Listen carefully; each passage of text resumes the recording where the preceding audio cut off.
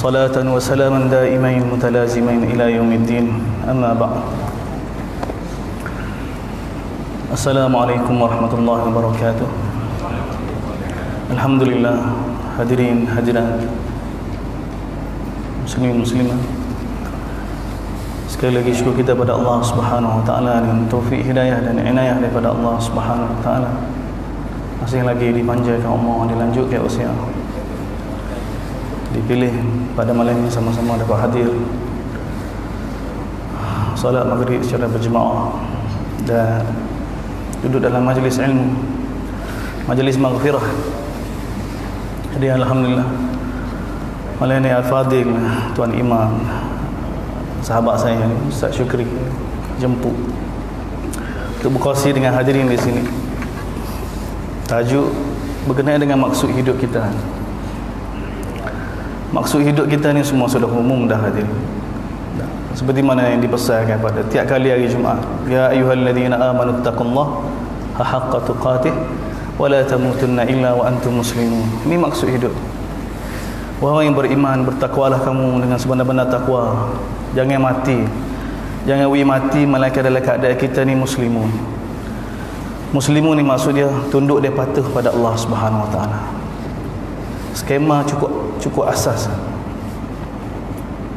Allah Taala beritahu jangan mati melainkan dalam keadaan kita ni tunduk, dia patuh pada Allah Subhanahu wa taala, ataupun dalam usaha untuk jadi hamba Allah Subhanahu wa taala yang patuh. Muslim ni orang yang tunduk, orang yang patuh pada Allah Subhanahu wa taala.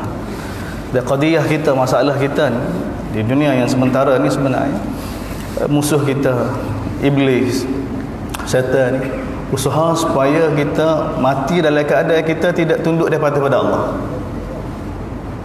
Sebab tu pesanan hari Jumaat dijadikan wajib, rukun, supaya bertakwa pada Allah SWT, dia supaya kita jadi orang Muslim. Bahkan Nabiullah millah kita, Nabi Ibrahim AS, akhir hidup dia, bila Allah Ta'ala perintah dia bina Kaabah, Allah SWT gambarkan, wa idh yarfa'u Ibrahimul qawa'ida minal bait wa Ismail Rabbana taqabbal minna innaka antas sami'ul alim. Nabi Ibrahim doa kepada dia bila Allah Ta'ala perintah dia bina Kaabah dengan Nabiullah Ismail AS. Dalam proses bina Kaabah tu, pertama minta dengan Allah Ta'ala biar terima. Ini asas dalam doa kita. Ini jangan lupa. Doa ketika mana kita melaksanakan perintah Allah, masa mari masjid, duduk dalam masjid, pertama sekali minta Allah Ta'ala terima kita jadi hamba yang soleh. Yang kedua, tengok Rabbana waj'alna muslimain, ya Allah jadikanlah kami ni dua orang yang mana tunduk dan patuh pada kamu. Ni akhir doa Nabi Ibrahim selepas dia berhadapan dengan kaum dia berpuluh-puluh tahun, selepas Nabiullah Ismail telah besar, minta dengan Allah jadikan muslimain. Kemudian minta juga daripada zuriatan muslimatan lak, minta zuriat yang mana muslimatan lak. Sebab payah, ringkas ya bunyi, tapi ini masalah nak tunduk dia patuh hanya pada Allah SWT kerana perintah Allah, bukan semata-mata ma'rifatullah, bukan semata-mata kenal Allah. Sebab tu Allah Ta'ala beritahu, wa ma khalaqtul jinna wal ins illa liya'budun, aku tidak jadikan manusia dan jin melainkan untuk taat pada Allah SWT, untuk beribadat pada Allah SWT. Ibadat ni taat. Ada orang yang kenal Allah tapi dia tidak tunduk pada Allah SWT. Iblis dia kenal pada Allah tapi tidak tunduk pada Allah SWT. Kesilapan dia tu, itulah kesilapan yang mana dia usaha supaya kita buat. Sebab tu dalam Quran berulang perkara yang sama.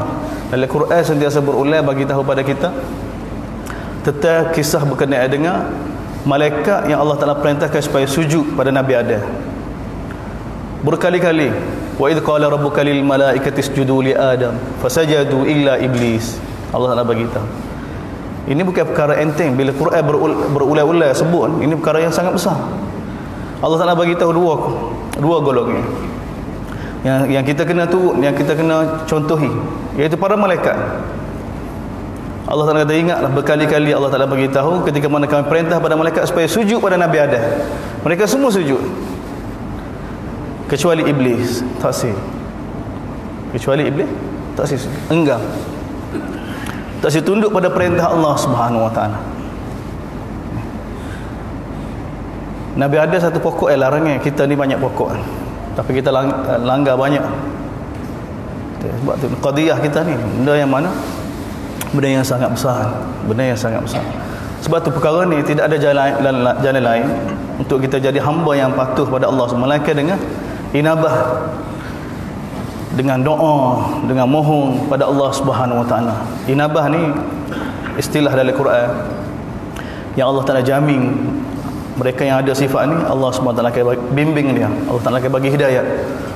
Wallahu yahdi ilaihi man anab. Allah Taala bagi tahu pasti Allah Subhanahu Wa Taala akan bagi hidayah kepada mereka yang mana?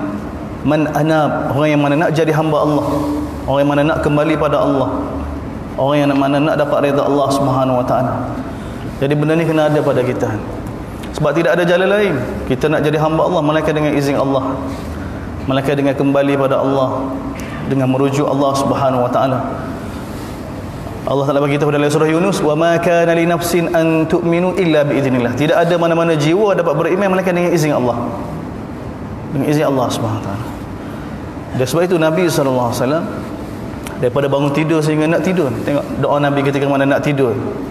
Doa nak tidur Nabi banyak. Dia bukan semata-mata Allahumma bismika amtu wa ahya, Allahumma bismika amtu wa ahya. Di antara doa Nabi, doa tidur Nabi seperti mana yang diriwayatkan oleh Bara' bin Azib radhiyallahu anhu, bila Nabi bagi tahu, kata dia, bila kamu nak tidur maka bacalah Allahumma aslamtu nafsi ilaik wa wajjahtu wajhi ilaik. Ya Allah, aku serah diri aku padamu ya Allah. Saya hadapkan segala masalah saya padamu ya Allah.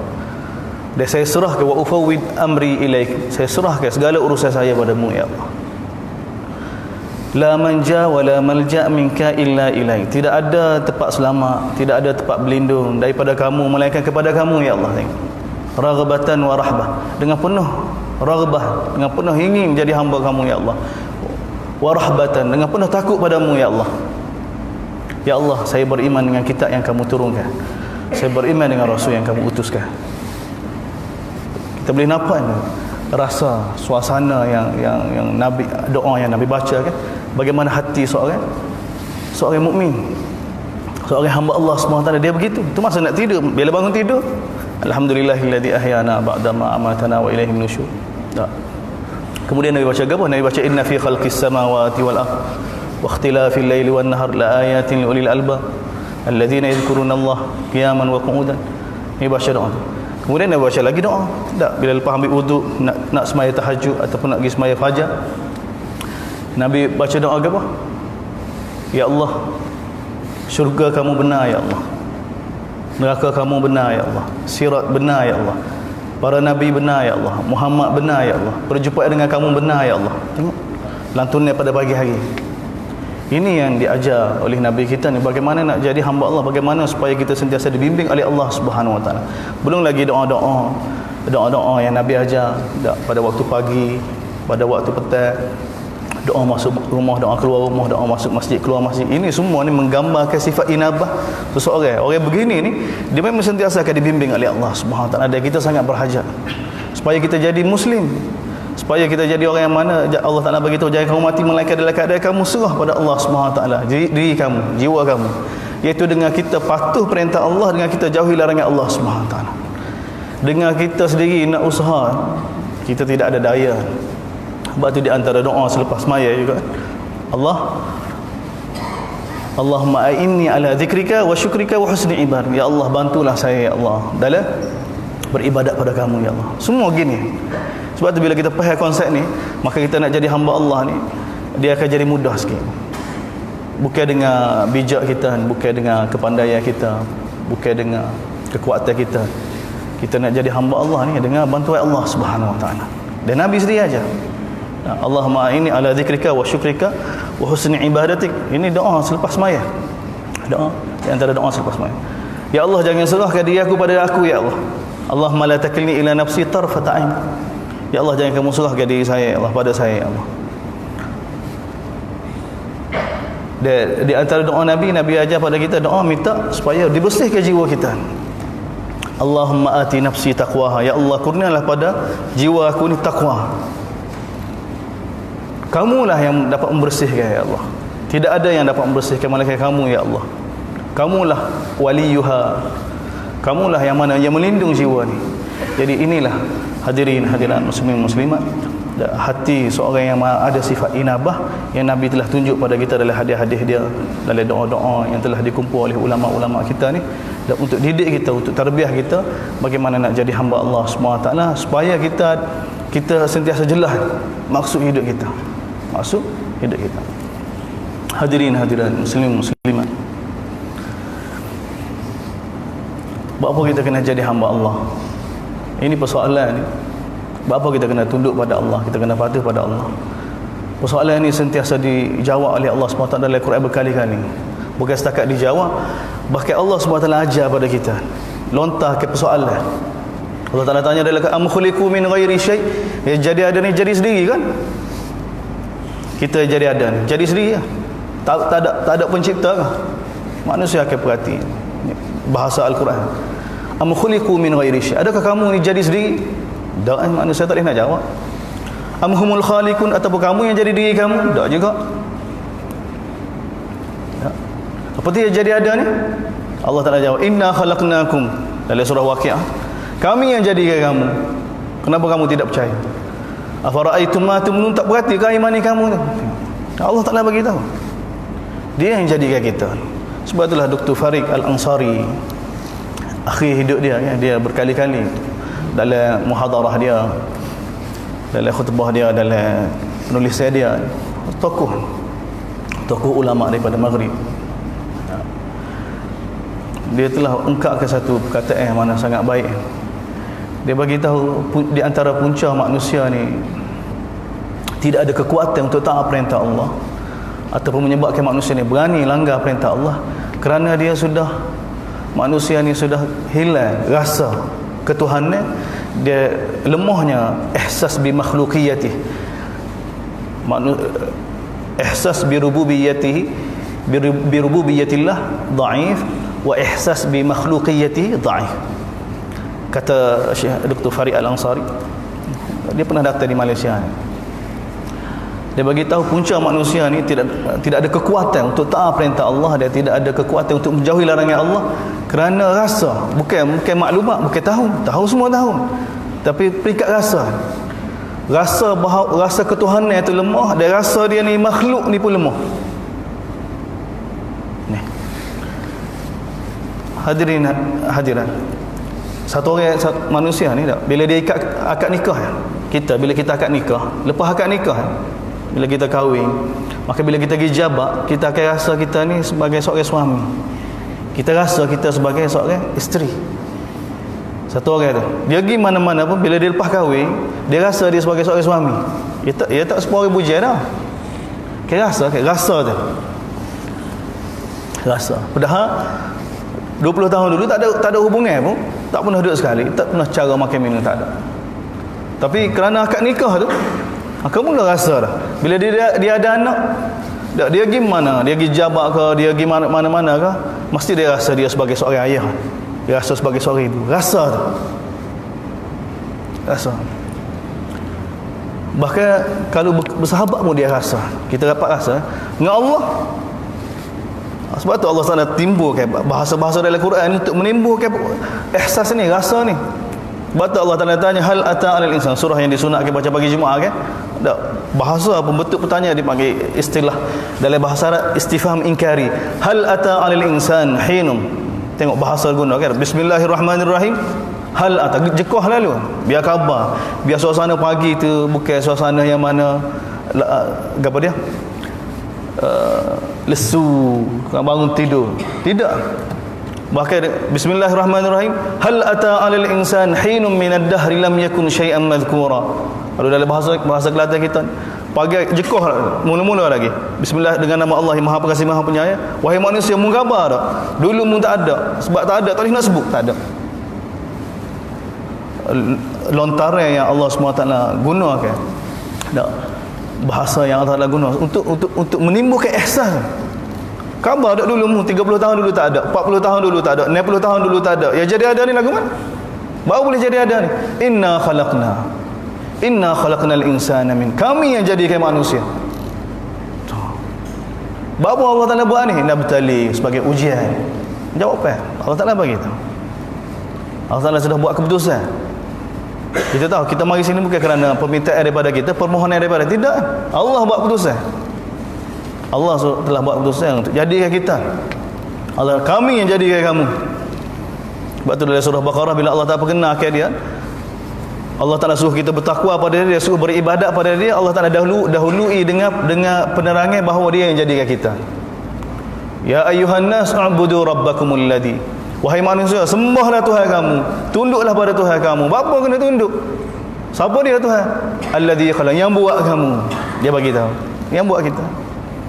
Dalam surah An-Nisa, ya ayyuhan nas, wahai manusia, ittaqu rabbakum, bertakwalah kamu pada Allah. Apa?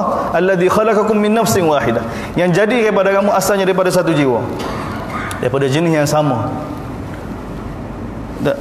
Allah SWT minta pada kita supaya bertakwa pada dia, minta daripada kita supaya beribadat pada dia. Tak ada sahaja apa? Kerana dia buat kita. Kerana dia buat kita. Kita ni makhluk dia, kita ni kejadian dia. Dia atas kita ni sebagai ujian. Dia telah bagi pada kita, dia bagi tahu, kami yang jadikan kamu asal daripada setiap imani yang bercampur. Maksudnya nabtali, untuk ujian. Oleh kerana itu kami telah bagi kepada dia kewarasan.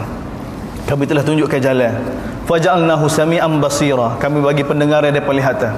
Dan kami telah bagi kewarasan. Jalan yang benar, jalan yang salah, kami tunjuk belakang. Allah Ta'ala bagi tahu. Lepas tu kita buat keputusan, kita pilih. Dunia tempat ujian. Ni pun asas yang mana dalam Quran berkali-kali ulang pada kita. Kalau kita tak faham ni, kita sumak. Kita nak main bapa Allah Ta'ala buat sakit. Tak.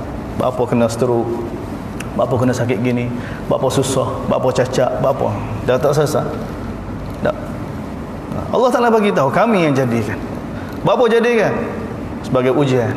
Dan Allah Ta'ala jadikan kaya, miskin, sakit, sihat ni, wa ja'alna ba'dukum li ba'din fitnatan atasbirun. Kami jadikan sebahagian kamu pada sebahagian yang lain tu berbeza kedudukan dia tu, keadaan dia tu, sebagai ujian. Fitnatan, untuk uji. Atasbirun, kamu boleh sabar tak? Boleh sabar tak? Dia bagi tahu. Sebab tu perkara ni tak, kita kena jelas. Sebab qadiyah kita kan bukan qadiyah kehidupan sini. Sepah ni kerana kehidupan yang sebenar, kehidupan akhirat, yang mana setiap muka surat Quran ni bagi tahu pada kita, bahkan tugas Nabi sebenarnya bagi tahu tentang akhirat.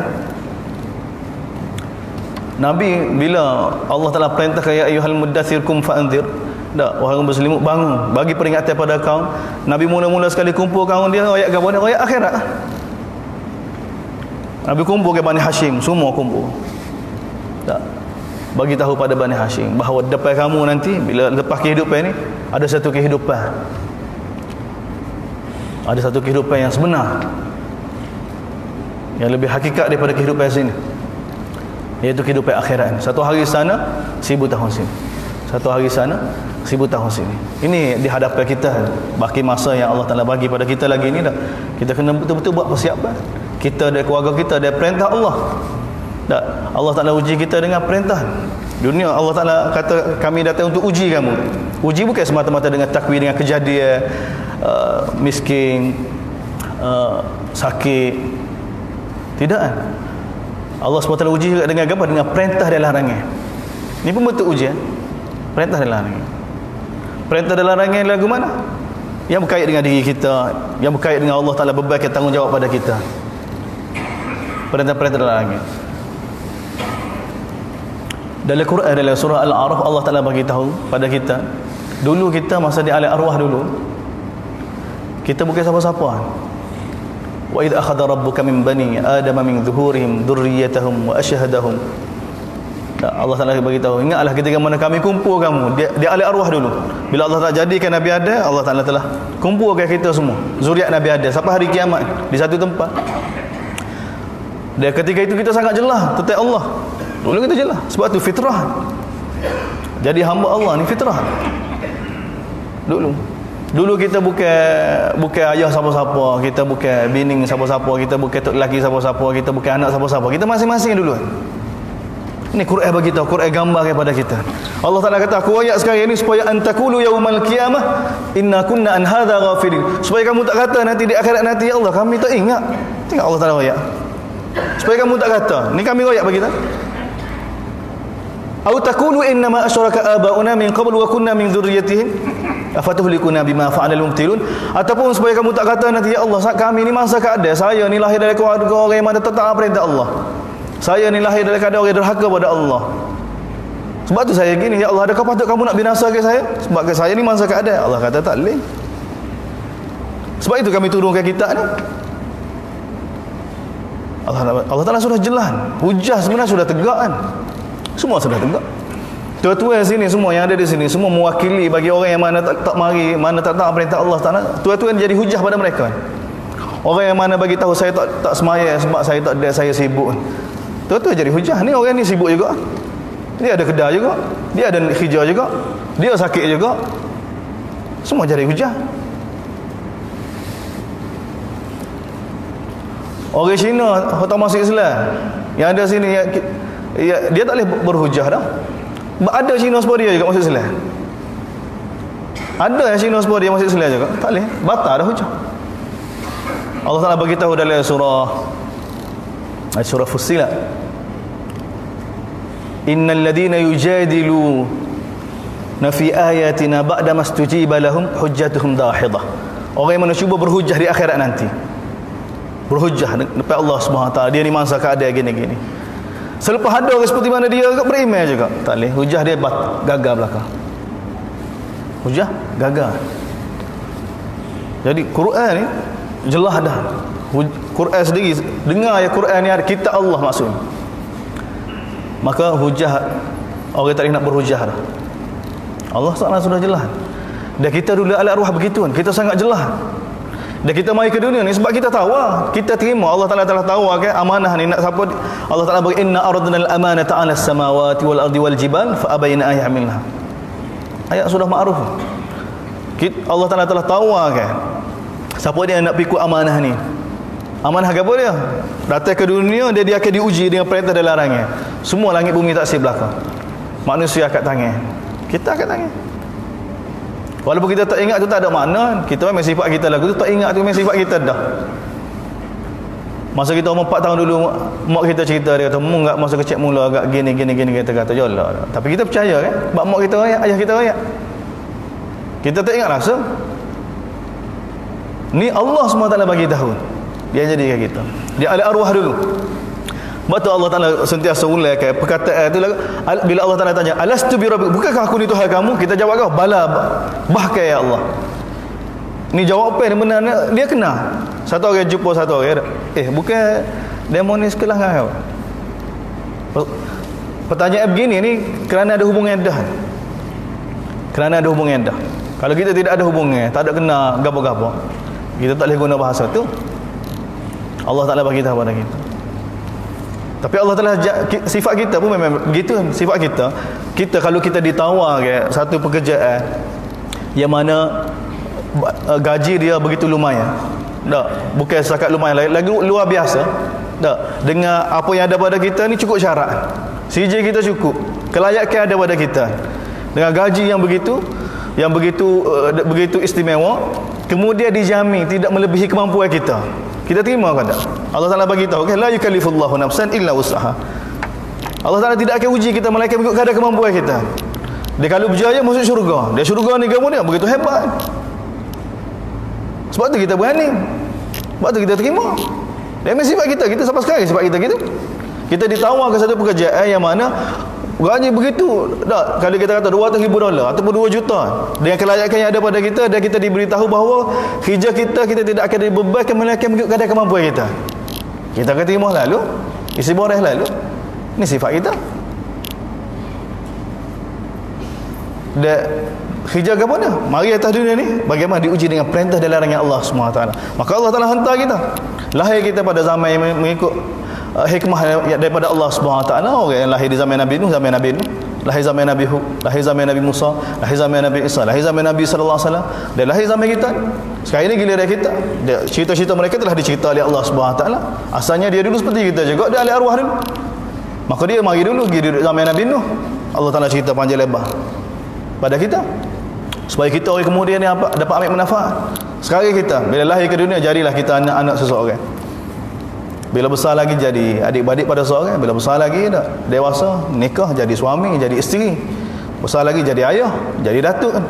Dan inilah perintah dan larangan Allah SWT bermula. Sebagai seorang anak, bagaimana kita dengan ayah kita? Sebagai seorang adik-beradik, hubungan silaturahim lagu mana? Ni perintah dan larangan Allah dah.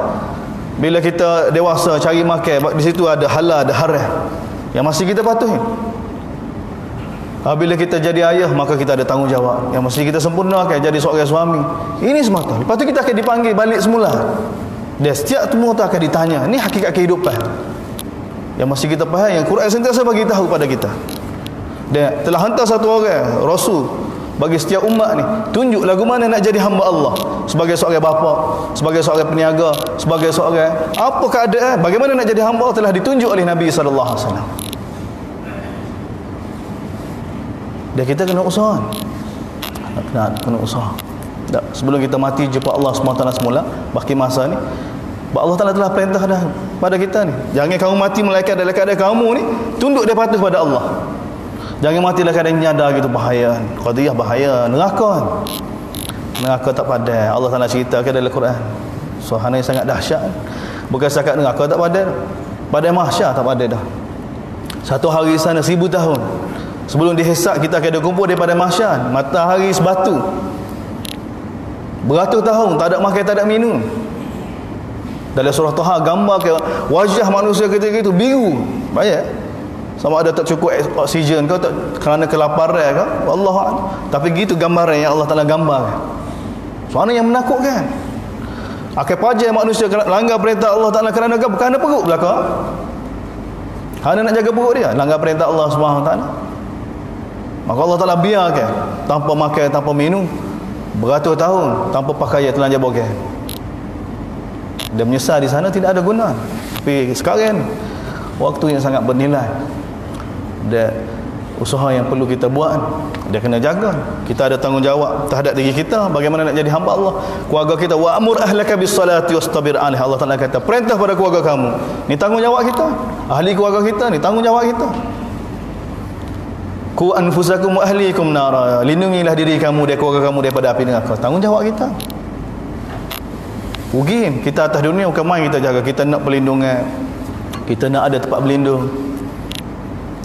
Janji keluarga kita selamat, janji kita selamat untuk kehidupan yang sementara 60-70 tahun je pemahaman.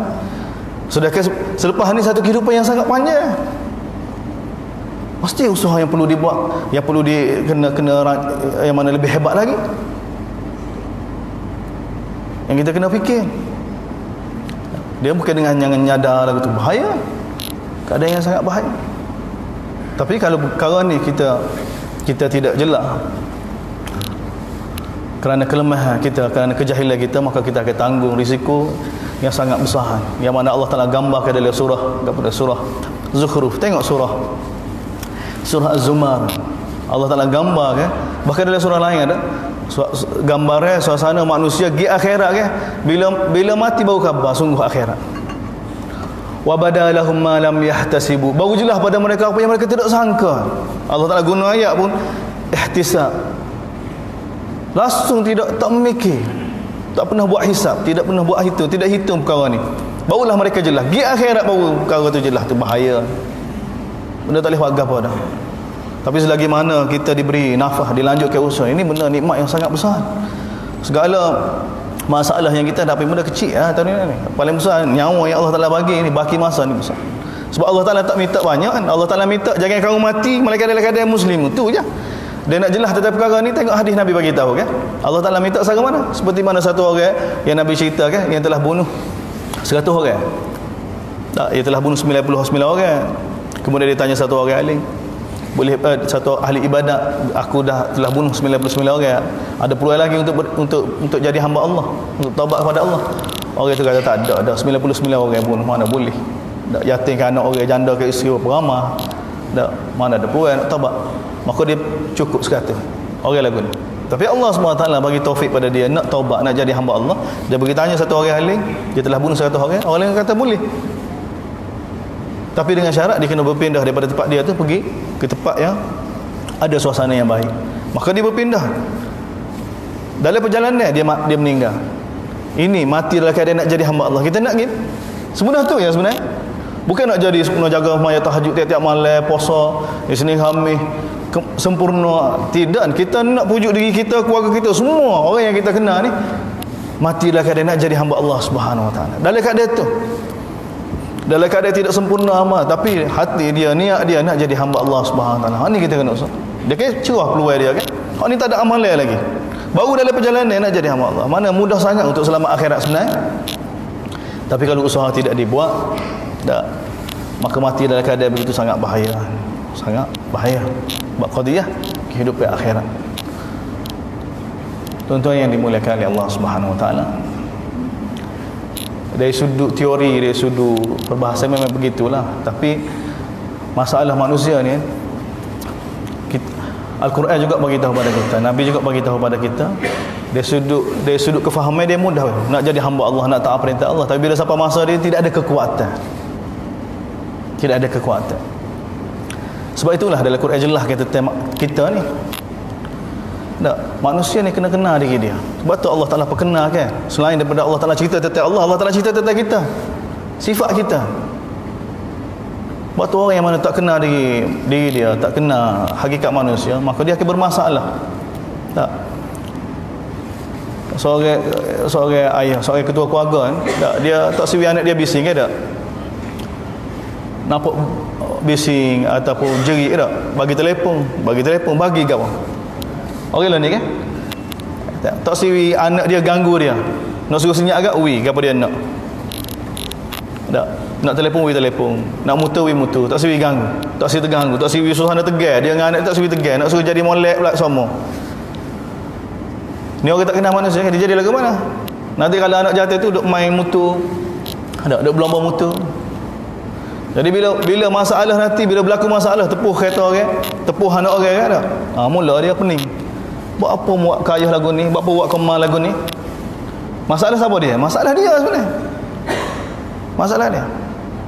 Dia tak pernah didik, dia tak pernah tarbiyah anak dia.